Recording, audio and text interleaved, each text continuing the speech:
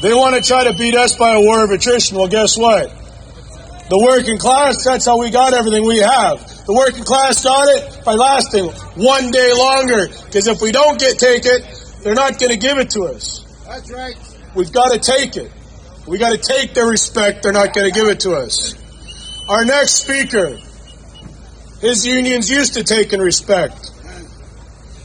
His union is, I believe, the largest private sector union in Canada. From a merger between the Canadian Auto Workers and the CEP.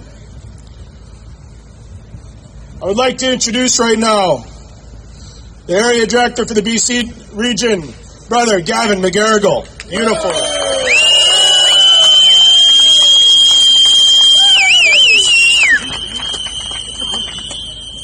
Thank you. What an awesome crowd!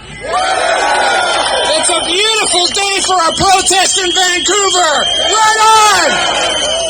Brothers and sisters, before I begin, I just want to talk about what an emotional week it's been for our union.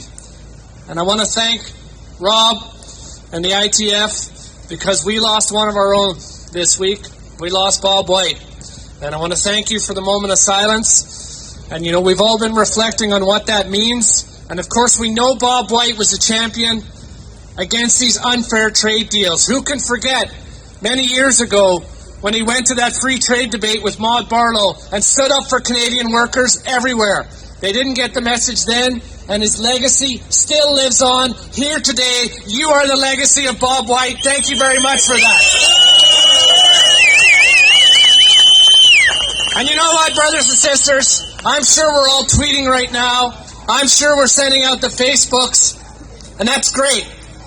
But that's not what the labor movement needs to be. We need to get back to our roots. We need to get back to the streets, which is what we're doing here. And you're leading the example. Thank you very much. And let's not forget that it was Bob White that led all the unions on Parliament Hill against unfair trade deals and unfair corporate takeaways. So let's do it again. So let's talk about why we're here. Well, we know that Stephen Harper really liked David Emerson. Apparently Christy Clark likes him too, and every other corporate bigwig likes him. And why is that? He was asked to put together a report on the transport industry. And what did he do? He went and gathered up every corporate person he could find, and he consulted with them and put together this corporate report that does nothing for workers. He didn't even consult with any of the major unions in this country. Shame! Shame! And this report, even Harper said, go ahead and look, as part of your review of the transport sector, go and look at health and safety for workers.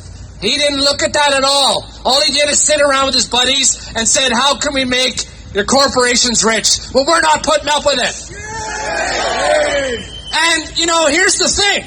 And this is where we're left scratching our head with our Sunny Ways Prime Minister. He writes all these mandate letters to Mark Garneau. And he says, you got to consult. You got to talk to the middle class. You got to talk to unions. It was in his letter. And yet they won't even talk to us. Mark Garneau was here a few weeks ago talking to the Board of Trade, didn't even have the courtesy to give any of us a call. Shame! Hey! Now listen, this is not complicated. We met with Hetty Fry, myself,